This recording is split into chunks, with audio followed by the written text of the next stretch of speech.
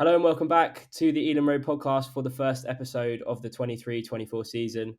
Football is well and truly back, and here to chat with me about our 2-2 draw with Tottenham on the weekend is Clayton. Clayton, did you enjoy the game on Sunday? Yeah, good to be back at GTEC. Yeah, no, it's good, wasn't it? We'll get on to actually, before that, remember, guys, if you haven't listened to the podcast before, please do share it around with your mates. So, obviously, our listenership is building at the moment, but we want to be one of the biggest podcasts around in terms of Brentford stuff. So, subscribe to our YouTube channels, subscribe to our Spotify channels as well, and also follow us on Twitter. That's at the Eden Road on Twitter, and our new Instagram account, which went live a few weeks back, which is Eden Road Pod. So we got quite a few questions from the GPG and Twitter as well, but we'll just go through the game first. First of all, Clayton, main takeaways from the result on Sunday. I think overall, on the balance of things, it was probably a fair result. Although, trying to take my Brentford goggles off, maybe we had kind of more chances on the balance of things. Kind of the Shard or no call, which I'm sure we'll speak to, but about the penalty at the end. Mm-hmm. And obviously, then Webber missed back post. Both stand out as kind of missed opportunities. But I think we were really good first half. We knew kind of with Postecoglou in his first game, kind of the way he's going to play. He's going to play out from the back, which was interesting to see a Spurs team kind of change so much to when we saw them at the back end of last season. But Frank had a plan, kind of pressed them high, and they weren't really ready for it. I thought they were a bit better with that in the second half. Maybe we tired a bit. So yeah, on the balance, I think the first half we were definitely the better team. Unlucky to concede a couple of those goals. And then second half I think we just looked a bit tired, Bit leggy. bit leggy, and which is fine. It happens. Games ebbs and flow, right? Especially when you play 11 out of minutes in the first half. It's like 10 minutes you wouldn't normally play, right? Before they changed the regulations, you'd probably play like 4 or 5 minutes, even though there were quite a few stoppages in the first half. So I guess it all adds up. But I think our success depended on how much we could keep on pressing, and when we couldn't do that in the second half, we kind of lost momentum. But yeah, overall, I think a fair result. Yeah, I think so too. I think first half we were much better. In the second half, we just kind of dropped into that low block and just soaked up the pressure. I think there's a few reasons for that. We can get onto that later. But first, we'll go through it goal by goal. Not sure we could have done much for that first. I don't know what it is about James Maddison, right? But for some reason, whenever he plays Brentford, he always has a blinder. If he doesn't score, he'll assist, which he did twice in the game against us. I always watch him as well. I don't know why. I quite like. He's one of those players that I'd love to have on our team. But when he's playing against you, he just looks like such a twat on the pitch, like always in the referee's ear, always calling for players to be booked, always got a problem. But definitely a player that I would like to have on our team. What did you make of his performance? Yeah, I remember all the way back to I think we lost 1-0 to Norwich at home back in the Championship probably about 5 years ago, No, and he scored a free kick. And like just since then, it's just haunted us. Like it's just quality, isn't he? yeah, no. So, Um, But yeah, he's one of those players you're like, come on, you don't need to be in the referee's ear every single minute. mhm. And he got booked quite early on for being in the referee's ear, but then it never materialises into a red. So I'm not too sure what the point is in that rule change. But no, he was good. He kind of looked like the driving force of that Spurs team. Mm. I know that we're missing a few midfielders that are maybe a bit more creative, like Bentancur for injury. Kind of in their absence, he was kind of the main man. But they look good with him. Yeah, no, I liked him. I thought Basuma looked really good as well, which is strange because Mm. last season, I think he was injured for quite a lot of last season, but he just didn't. Especially like the way Madison and Basuma kind of commanded that game, I didn't really expect it. Mm. But I guess the fact that Tottenham signed him for Brighton and Brighton are known for just producing these gems, I thought his career might fizzle out at Tottenham, but under Postecoglou he might have a different role. Anyway, trying to turn into a Tottenham podcast. Not too much to say about Brian's goal.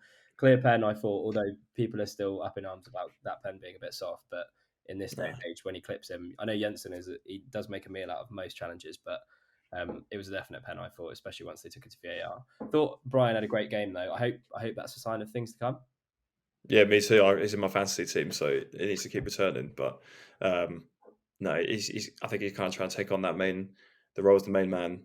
I definitely think he's got the ability to do it. He's kind of just keeps on. He never doesn't give 100%. And yeah, the only time you could really fault him in the game was that miss, but a miss on his weaker foot on the half volley. As much as we like to see that Russ on the back of the net, I can understand why he missed it. So yeah, happy with his performance, definitely. It was definitely when I looked on Match of the Day, when I looked well, to be fair, even in the stands when I saw the chance, I was like, "Do you know what? It's come into him." That the chance with Rico I'm on about, when Rico kind of pulls it across the box, Yeah, skies it, comes into him about knee height, and it's difficult to kind of get over it, and it's quite easy to just kind of stick a leg out and it go over the bar, which it did. So yeah, it was definitely a difficult chance, but hopefully we'll start to bury those in the future when they become more frequent. I thought Wissa's goal, after some amazing work from Rico Henry, who I thought was definitely standout man of the match. I posted about him on the Instagram account, which you can all follow now at Eden Road Pod, about kind of how if Rico shows on a consistent basis the level of attacking output that he had against Tottenham, bursting down that mm. flank, and it was great to see the kind of interplay between him, Nathan Collins as well, who I thought was finding him quite often, and Flecken. But if he kind of produces that kind of attacking output on a consistent basis this season, he has to be in the conversation. I was going to give this question to Noel, but he's not here because he's spoken about Rico Henry before. But there was a bit of chat on the Instagram account about how Chilwell and Shaw they're the stalwarts at the moment. But I think you can't ignore him. I know Gareth Southgate's come out and said there's a lack of really good left backs in the Premier League, and he's been having to dig around in the Championship. But Rico Henry surely at the moment is a shoe in for the third spot. Yeah, no, definitely agree. I think that was one of the best games I've seen him Yeah. play for Brentford. But to play devil's advocate, he was matched up against Emerson Royal, who famously can't defend, doesn't for a right back, doesn't do too much of it. Mm-hmm. So clearly the game plan was to kind of play that long diag over to Rico as much as possible. And I mean, when Rico had the ball, he was nothing short of amazing every time. Used that pace so well. It was unbelievable. But yeah, to look at both sides, maybe if I think the argument for him not getting into the England squad is the attacking output, and maybe when you're playing against a team like most teams England will be playing, apart from when they get into the latter stages of the tournament, that are kind of sitting back when you don't have that space in behind the right back as much as you did on Saturday, Sunday. Maybe that's kind of the reason that Southgate's still not looking towards him. Yeah, I saw someone said as well that he would actually play Trippier at left back, and he probably would, knowing Southgate. No disrespect to Trippier because he's a fantastic player, but still, I think Rico Henry, hopefully, if he kind of keeps that level of performance up, I think you're right. I think that might be if not the best game I've seen him have in a Brentford shirt, because he was just lethal down that left hand side. I don't think Royale could really keep up with him. We'll move on to Royale's equaliser for 2-2 all. A couple of people on the GPG saying that we could have closed the ball down quicker, but it was kind of just like it wasn't a ricochet. Matt Jensen kind of fouls Madison, and as he's going over, he kind of flicks it into Royale's path. I didn't think the fault for the goal actually lied in not closing him down quick enough, but probably Aya's kind of massive lump forward before. What did you make of Aya's performance? Because it's a weird one, because he came in as well, he was a massive signing at the time. He hasn't played too many games for us, and whenever he has played, I've never thought, wow, he looks really assured at the back. I thought he was all right on Sunday. What did you think? I thought it was a bit shaky, if I'm honest. Mm. I'm a big fan. I think he can be really good. I think if he just needs to run in the team, get his confidence back. I thought we saw at the start of our first season in the Prem, I thought that's when we saw the best of him when he was getting a good run. Even at points when he was playing right back, he was very good. But like you said, kind of being played of injury and in and out of the team and playing for the B team, etc. He definitely looked a bit uncomfortable at times, and I think that was an example. Like you said, he kind of shanked up, but all game kind of just a bit unassured, and I think he ended up getting yanked for Zanka. Yeah. But something to note is he was playing on the left side of the back three, wasn't he? Yeah, yeah, Which I doubt he's done many times in his career. I guess to accommodate for Collins to play on the other side. So maybe that contributed towards it. A bit out of position, out of kind of game awareness, not being in the team too much. So yeah, hopefully, I'd like to see him stay in the team, get a run of games, and kind of find his full form. yeah. You mentioned Collins. The bloke who stands next to me is named Nick on the West Stand. He was just having a go at Collins all game. I was thinking, I didn't think he put a foot wrong. I thought he looked actually quite assured at centre back. What was he having to go at him for? I don't know. He kept saying to me, I literally have no idea. Kept saying to me, "What do you make of that Collins on the right hand side of the centre backs?" And I was like, "I think it looks good." He was like, "I think it's fucking shit." No, I thought it was really solid. I was really impressed. It's just the good stature. It's good to see a kind of centre back that big and that strong on the ball. That's so assured with their feet. Mhm. Like you said, he played some good balls over to Rico. definitely um, not afraid to kind of play out the back a lot of the time. I thought we'd definitely been working hard in training on kind of triangles within our own third. We Yeah. were playing quite a lot of risky passes to kind of try to break the press and look really good. And he was often a part of that, kind of being the first player to take the risk. So I was really impressed. Yeah, I'm not sure about what you made in the West Ham was all about, really. Yeah, no, neither. I think Flecken had a great game as well. A few half decent saves, although the club posting that what Jordan pointed out in the chat, the club posting like solid debut, and that both of the saves were straight at him. I mean, the Richarlison one, if that was Kane, I saw a few. I think it was a match of the day. Someone said if that was Kane, he buries that. But still, he had to save it. You can only do what's in front of you. But I think the main thing, the main takeaway is that his distribution, especially in that second half, when we could actually see it. Another thing, absolute gripe when teams fucking turn us around and have us kicking the wrong way. I hate it so much. Fuck off, human son. I know, I hate it. I hate it so much. Anyway, back to Flecken's distribution. Um, I think there was a question in the GPG about all the noise generated by a couple of his blunders in pre-season. Very assured full Premier League debut, and like I said, some of the distribution he was pinging them like David Raya would. No, I thought it was top. Like it was almost like uh, better than Raya. Mhm. Maybe I'm just trying to tell myself that because he just left today. But no, there was that one ball from the hand he played over to Sharda, kind of Yeah. on the half volley, like curving to the right through two defenders, through to Sharda. It was like everyone kind of looked at each other like, wow. It was Mm. like pinpoint. And yeah, like you said, he looked very assured of it at his feet as well. Happy to take a risk. So yeah, I was happy with it. Made the saves I needed to. Don't think it was at fault for any of the goals. So yeah, happy overall. Yeah, agreed. I think we should talk about the penalty incident. Vicario and Strada towards the end. Immediate thoughts after looking back at it. I know Match of the Day did a little sequence when they compared it to Edison's on Nketiah last season, which was a little bit similar. Do you remember what? Did you watch it when Nketiah goes through has a shot? I think Yeah, it's difficult when the player gets the shot away. I think the easiest thing to say is that if he takes it past the keeper and the keeper takes him out, then it's a clear pen. But I mean, do you think that that should have a bearing on whether it's a pen or not? Because for me, I know he gets a shot away, but I'm not sure. I think the contact is there. I don't know. I think it's such a grey area Yeah. because if it's given, you probably don't complain too much either, right? Hmm. But there's so many examples. So did you catch the Nana one last night at Hmm. the end of the United game? I mean, those refs have already been pulled off this weekend Yeah. and apologised for not giving the penalty. But Dawson had already headed the ball. So, technically, I mean, it looked bad because he kind of mauled two players at once, but technically the ball had already gone then as well, Yeah. at least from what I've seen on the replays. So, that if that's somewhat nailed and kind of they've come out and said, sorry, we should have given you a penalty, I don't see how it's too much different from the Sharda incident. But then, how many times kind of, maybe the team's on the counter, striker gets a shot off, and then a defender kind of comes in and maybe takes them out, or they trip over and fall over. No one would even call for that. It's kind of just Yeah. part of the game. Yeah. It's like you've had your shot, and then someone's trying to block it, and it's kind of an outcome of the game of football that you've collided.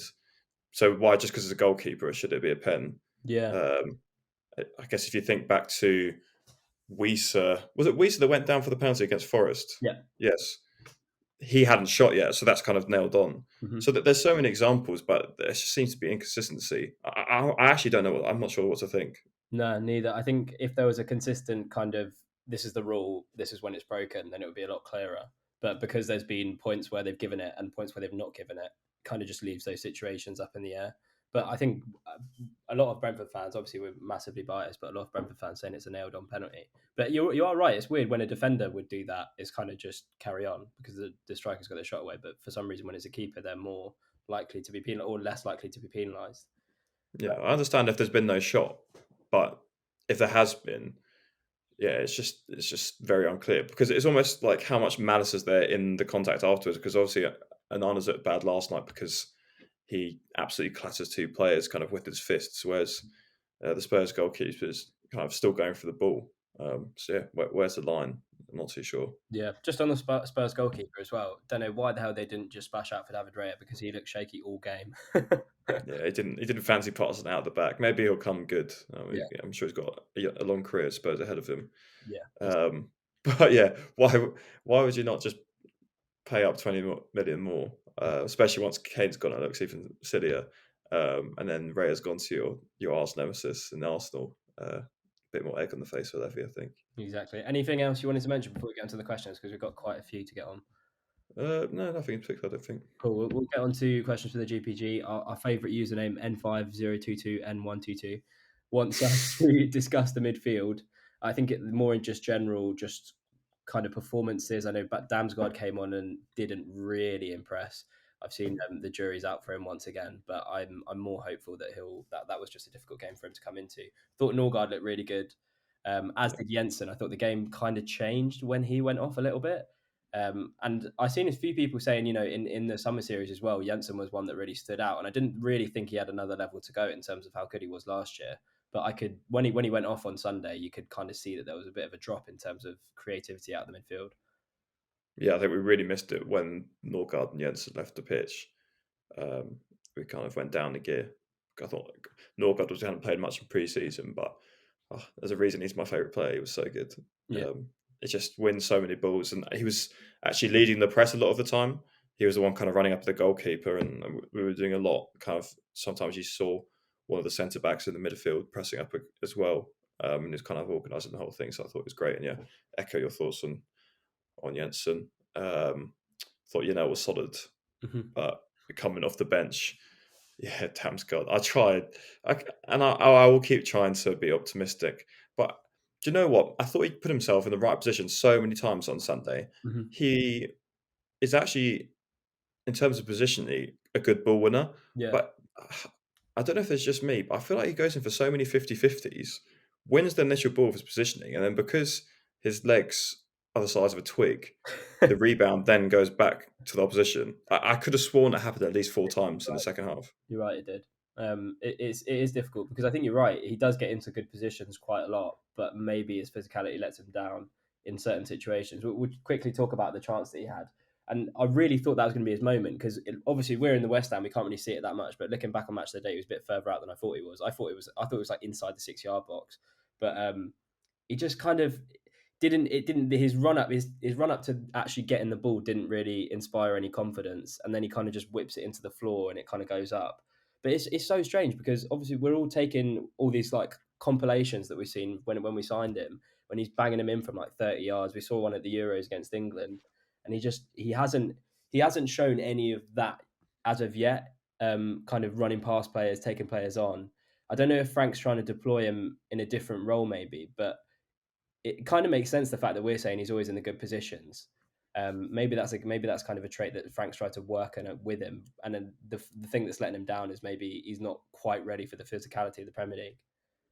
Yeah, but then if the physical side's not there, then you'd hope you'd see a bit more in terms of like some acute passing and Yeah, some like nice long shots and etc. Like putting a bit more vim behind that shot on Sunday. Because I I definitely agree with you. It felt like that moment when it kind of sat in front of him. yeah. You almost pictured him, maybe taking a moment, let a defender go past and slotting it in the open goal, or just putting a top corner and then kind of just wheeling away with the whole stadium going crazy. And instead, he kind of mishits it straight at the goalkeeper or whatever. Hmm. Um, yeah, I just don't know. There's definitely a promise there. We saw it at points last season. Yeah. It was I think that's that Fulham game, wasn't it? Hmm. Where he was so good, kind of probably his best in the Brentford. But I think from memory, his impact in that game was winning the ball as well. And I think maybe um, the kind of atmosphere with the derby against Fulham gave him some extra legs that game. So maybe we'll have to start him again on Saturday. Yeah, definitely a confidence player. I think once he has Mm, a good game, he'll kind of go on a run of it. I don't know if he'll start against Fulham. We'll get on to Fulham in a bit.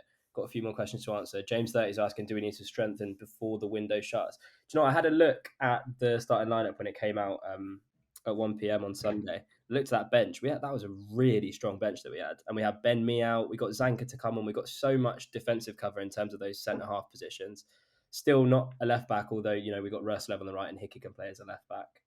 Um, any area specifically? Like my only worry, and we've been saying it for a while now, is that in terms of that front four, well, we got Wissa and Buemo, Sharda, and KLP. KLP didn't come on Sunday, but in terms of that front four, would you say we maybe need another forward player? And I think that's what we're going for in terms of like transfers, putting a bid for that. Was it Fiorentina player? I can't remember his name.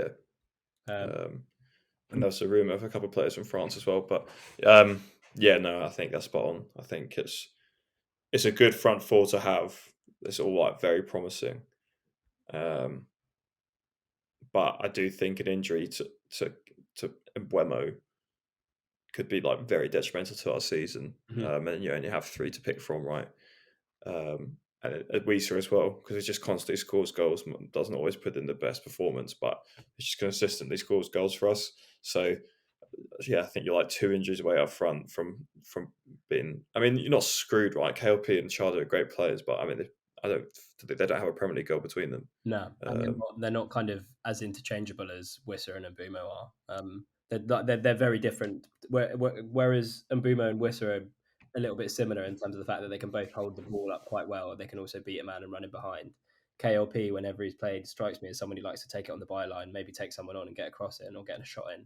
Whereas I don't think Wissa and Boomer are quite like that. But I'd agree. I think you're right. An injury to one of them could be bad, which is why I think we're still trying to go for one more forward. Hopefully, Forest mm. set Brennan Johnson free, and then we'll be all good. But yeah, we've kind of the next question we've kind of answered it. Surprised KLP didn't get on considering how much he played last season in preseason. Sorry, this is from Gabs. Sharda scored a hat trick in a behind closed doors friendly the next day. Damsgaard should have buried his chance. I was a bit surprised to see KLP not even get on, considering how much he played Mm. in pre-season. I Maybe, just don't think he's suited to a front two. yeah, no. So I don't think that's his. He just doesn't really fit. Do you think? Um, Do you think that's what we've seen then when we play against these top six? Well, maybe not top six teams, but when we play in a five, whenever we play in a five, do you think the front two, if they're available, is going to be Mbumo and Wissa every time?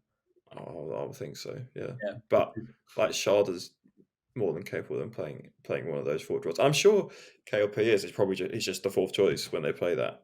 But I know he did play a bit up front when he played for Hull. And he's kind of tucked up when he did play on the wing, kind of cutting in. So he's definitely got it. I feel like he needs like a run of confidence. I mean, we just kind of, I mean, you just think back to the squads we've had to speak about these players that are costing us 15, 25 million, and yeah. we're saying they need confidence and a run of games, and they can't even get in the team. It's quite crazy when you reflect upon it. Yeah, 100%. We got Slabs asking why did our subs add so little energy when coming on? Previously, subs have added some energy and changed the outcome of some games, but not yesterday. Obviously, the subs are Baptiste, Damsgaard, Zanka, Sharda, and Breslev. No Josh De Silva, which I was disappointed to see.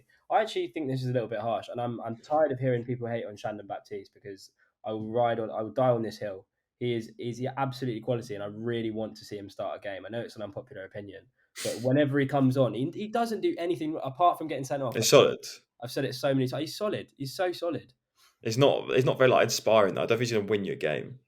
He's never really had a chance. He's never had a chance. I mean, I like him. I'm with you, Mike. I'm with you. the only game I can think of when he started was Leeds away. Was it last year or the year before? Maybe when we drew 2-2. I think that was a Well, it wasn't last year because I went in it. It was 0-0.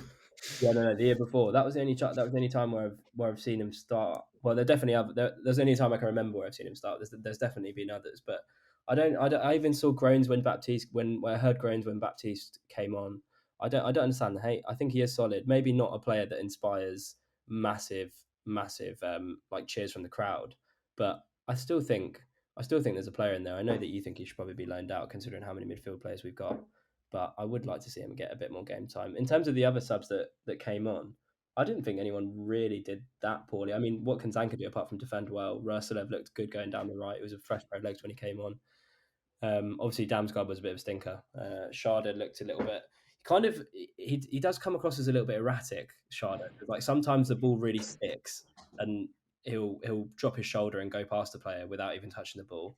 And then sometimes he just does look like he's a bit too fast for his own good. So we were talking about the level of the subs performance. In a related question, Newport Pagnell B is asking about the midfield specifically. Lots of bodies, but Christian and Matthias only ones to shine. Jan out dependable, but Josh, Frank, Shandon, Mikel, are they good enough if we want to progress to the next level? Well, I'm going to throw this one at you. I don't even know what the next level is in terms of Brentford. And in terms of Brentford, is that saying are they good enough to take us into Europe? Because that is, I mean, if you want to look at it at the table, then that is the next level. Oh, that's a mad question. That is my question. I think it's a bit harsh. I think if you reflect upon the Spurs game, right, we're playing albeit they didn't finish top six, but you're playing a big six team, right? Um, it's 2-2 the whole second half when all the subs are made. Bar Sharda injecting some energy up front, they're all quite defensive, kind of hold on to the lead substitutions. Yeah. So you wouldn't expect those kind of substitutions to have a massive impact on the game. Would Mm. you agree? Yeah, no, as well. Like I think on the balance of the game, we had the better chances. But I mean, before kickoff, you'd have taken a point. 100%, I would have still taken a Oh point. yeah, yeah, definitely, I definitely. know, And I think that bench is strong, like you said. And yeah, what's the next level? Getting into the Conference League, I guess. It's not going to happen, is it? Let's be realistic. So no, they're not good enough for the next level. We'll probably need to start signing some more South American regions like Brighton do. But I think the level we're at, fine for me. But I think it's a good question. It's interesting.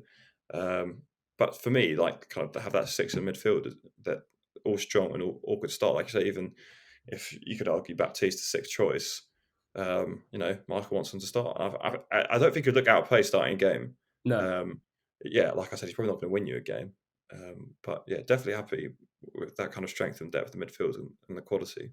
Yeah, I think so as well. I think there is a little bit of a drop off when Jensen goes off, but Mm. maybe like with the confidence players like Damsgaard, maybe if he kind of gets a game under his belt, Josh De Silva as well as a big confidence player, maybe if they start to kind of get a string of games where they either contribute a goal or an assist, then that could change.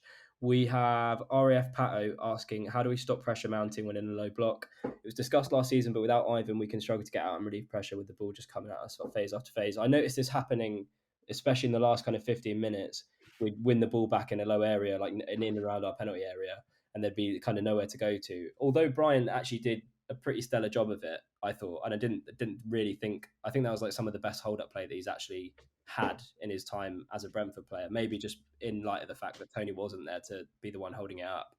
But I thought that we are going to struggle when we win the ball back in and around our own box. There doesn't look like there's not an obvious outball. I think of the times where Tony's done it, for example, for Mbuemo's goal last season against Man United at home, or there's several times that Tony held the ball up at Man City away. I feel like that might be an area we might struggle with, especially in the air. What do you think? Yeah, no, I think so too. I think it's just if you don't have Tony, you just don't have that output, right? It's as simple as that. If you've got 10 men behind the ball and you're leaving one of the two up front, um, and it's not Tony, then yeah, maybe they're not going to win every duel. Um, but then maybe they just need to think about how. I mean, you don't always have the luxury of choosing how you clear it, right? But instead of going directly to Tony and him kind of controlling it and bringing it down, which you can start attack from, maybe you have to take a bit more risk and go kind of over the top and let Brian use his pace and take some other ways up. But I think we'll leave that to Frank. It's probably a bit too above my grade. We got another question from Torbe B saying it was interesting that Thomas Frank talked about proving something to the doubters when discussing the goals post match. Seems he's a little niggled. Allied to this, the immediate extensive report on the behind closed doors friendly game against Brighton. Lots of promotion on Sharda's hat trick. I'm not sure the same coverage would be there if we'd have lost or it finished 0-0. Selling the idea seems to be the order of the day. What do others think? I was a little bit confused by this question because like you're not going to report that Kevin Sharda scored a hat trick in a behind closed doors friendly. Um, it seems like if a player is doing well, obviously I understand because there is kind of selling the idea in the fact that Flecken made a couple of good saves and then was saying like they're posting on Twitter saying he had an amazing debut, but they kind of have to back their own players, especially if Sharda's like score it. They can see all the discourse online. They know that people are saying when's Sharda going to score. They're basically just saying it's coming, and it is coming. He just needs one. Yeah, the only doubt I had about that Brighton, because I did have a look when they announced it about that Brighton behind the closed doors. They didn't say what they gave our lineup, which was kind of scattered of B team players, and then a lot of players that didn't play too much on Sunday, but they didn't give the Brighton lineup. So I do wonder what the strength of that is. But I can imagine it's probably similar. It probably was they probably arranged it early on the season, kind of players that haven't got a lot of preseason minutes and then didn't play first weekends. So I mean, if you're thinking it's kind of a mixture between fringe Brighton squad players and maybe some of their youthful players, yeah, I don't see anything wrong with promoting they scored a hat trick. Yeah, I can kind of get the point. They're like, I don't know, the club's been too happy clappy, but I think it's a bit harsh. yeah, no, same. I think we got the last question on the GPG. Justin Fisher's asking which players which Spurs players could add to our side. He can think of only three: Son, Madison, and Basuma. Definitely Madison and Basuma. I would take Richarlison just for the chaos. Nah. But he is bang average. But it's weird because Richarlison, I kind of watch him play for Brazil, especially at the World Cup, and he was on fire. And then he played, Mm. and he was really good when he was at Everton, really good when he was at Watford. But for some reason, at Spurs, it just hasn't stuck yet. Hopefully, well, not hopefully, but I imagine he will be the number 9 going into the next season with Harry Kane gone. Who else? Who else from the Tottenham side would you take? Well, so you've gone Bazuma. I wouldn't take Son Bazuma. at the You moment. wouldn't take Son. No, I wouldn't take Son at the moment. He stunk the gaff out on Sunday, and he was It shit. was bad. Then it was bad last season as well. Terrible. Considering the season before he got top goal scorer, it's quite crazy Yeah, I know. Yeah, how he's fallen off. I don't know. I think I still might not take him. I'm not taking the goalkeeper. I'm not taking the fullbacks. Although I thought Dozier was good on his yeah, debut for Spurs. he was good. Um, Bentancur, I would take 100%. yeah, no, he's pretty class. Yeah, but he didn't play, so um, Eric Dyer wasn't even in the squad. no, because he can't pass. Yeah, Big Ange doesn't like that. No, I think I'll give Son a bit of confidence, and I'll take him. you take Son. I'd take Kulusevski over Son personally. I think Nah, I think he's a bit of a donkey. really Kulusevski. Yeah, I don't know. He just runs sideways a lot. I didn't think that Mickey van der Ven played that well on his debut. Obviously, No, but he's only just joined like last week, right? yeah, maybe give him time. I didn't realize Emerson Royale could have that kind of role for Tottenham either, because he was kind of labelled as a bit of a donkey, but he was kind of. Did you see he was kind of drifting into midfield even for his goal? He was quite high up the pitch. Yeah, hence why we're pumping it over to Rico, right? Because he was never in position by choice, right? Yeah. But yeah, I thought he looked good because you've got to play to his strengths. If you've got him in your squad, Mm-hmm. play to your strengths, let him go forward. So Yeah, I thought he was decent. got a couple of questions from Twitter. We have got Dan B asking, what does the panel think of the Twitter mob that all want to jump on Flecken's back? Does the negativity get back to players? Is that a dog? Fucking dog, give me 1 second. That's all right. What we speak about? Do you want to just read the question again? Yeah. Sorry, man. We got Dan B on Twitter asking, what does the panel think of the Twitter mob that all want to jump on Flecken's back? Does the negativity get back to the players? Negativity definitely gets back to the players. In terms of the mob jumping on Flecken's back, I think after his performance on Sunday, they probably would have shut up. Yeah, I don't know. It's just Twitter, isn't it? Just Twitter being Twitter. Yeah, it's a bit of an echo chamber. Someone sees if you see like 5 people saying that you follow say, "Oh, Flecken was shit. Flecken's got poppadom hands. All we could do is pass." Then when you then watch one of the Summer Series game highlights and maybe something beats him at the front post it shouldn't have, then you're like, oh, you know what? Actually, he's rubbish. The reason he only cost 12 million and he's playing in the Bundesliga and he blah blah blah blah. I think it's just a bit of noise, but it probably does get back to the players. Defo. I can even remain Sawyers when he was like right under the cosh from the fans, and you could tell every touch lacked confidence. And as soon as it kind of eased a little bit, he started to get to the player that he could have been. But it definitely does get back to the players, which is why we keep the criticism to podcasts that they don't listen to. We got Mark West asking about away fans and the home end. Can't say we saw too much of that in the West Stand. Any shouts of home fans, away fans in the home end? No, for once not. But I did see a couple of tweets about like a whole row of people in the West Stand. Yeah, it's just inevitable, isn't it, in the Premier League? Yeah, but the club could definitely do more. They definitely could do more. Yeah. We've got BS asking who is harder to replace, Raya or Tony. I think categorically you can say Tony for that because he's a 20-plus goal a season striker in the Premier League. So replacing that is going to cost a lot of money. Yeah. Yeah. Well, what's your understanding of this transfer? So, well, I think they broke it down in an article today. Well, Jay broke it down. Or Phil Giles, I read the article that Brentford put out. He was basically saying he's very confident that they're going to sign him after the loan deal is done. But the reason that they put in a contract extension for Raya was just in case they didn't decide to go through with the transfer. But he said that he's more than confident it's going to get done. So, and putting another 2 years on his contract isn't going to do us any harm. Either we sell him for more when he comes back, or we have another 2 years of David Raya, and he's one of the best keepers in the Prem. So it seems like good business all round. People kicking it. It's Twitter again. It's Twitter again. You see one person tweet negatively about it, and everyone's up in arms about the nature of the deal. But I think you got to trust the people in charge. Like Phil Giles' record in terms of recruitment, selling players, is pretty exceptional. To think that a few kids on Twitter know better, it's just stupid. Yeah, no, it's silly. Cool. All right, sweet. We'll get on to Fulham. That's the rest of the questions wrapped up. We'll have a quick chat around Saturday. Obviously, there's always a little bit of spice added when we play Fulham. How are we feeling? How are we feeling before the game? We played them similar time last season, and it does kind of. I don't know about you, but when we start to play Fulham, I do start to get a little bit nervous.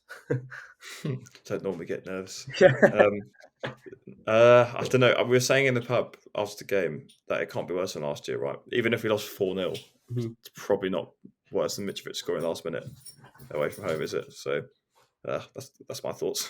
Yeah, exactly. Well, I was just about to say like it's very important for the team to, even if we lose, to put in two very good performances against Fulham or against QPR if they're in the same league. I mean, if we went out on Saturday and we got battered 4-0, I'd be pretty fucking pissed off. I don't know about you. A lot of people would You'd be. be pissed off, but at least you'd be in the pub at 2-0. You wouldn't have to stay to the 93rd minute That's, and then watch Mitrovic score the back post, dunking on Rico's head. that's very true. If we get a repeat of that, I'll be very upset. Their starting lineup against Everton actually didn't contain many new players, bar Raul Jimenez. Leno was in great form. Am I being harsh saying that they're going to be relegation candidates come the end of the season? Have I just got my dump? I thought if Mitro left and Silva left, I would have been on board, but I don't know. It's, they played all right against Everton from what I saw from the highlights, but I mean, if Morpie decided to remember how to finish, he probably would have lost the game. So Yeah. who knows? It's a weird one with Morpay because like I see so many Everton fans getting on his back, and to think of like the form that he was in that Championship season, and honestly, I didn't think that his jump up from the Championship to the Premier League would be too massive. With the chances that he's getting in the Premier League, he'd have buried those for Brentford a few years ago. I don't understand. I really don't. He's a confidence player as well, isn't Yeah, lots of confidence players. That's a theme of this podcast. Uh, he?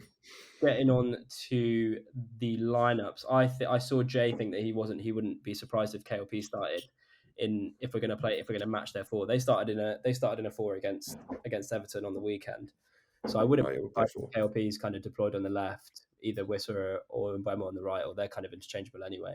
And we kind of use Sharda as a sub on 60 minutes if we're chasing the game.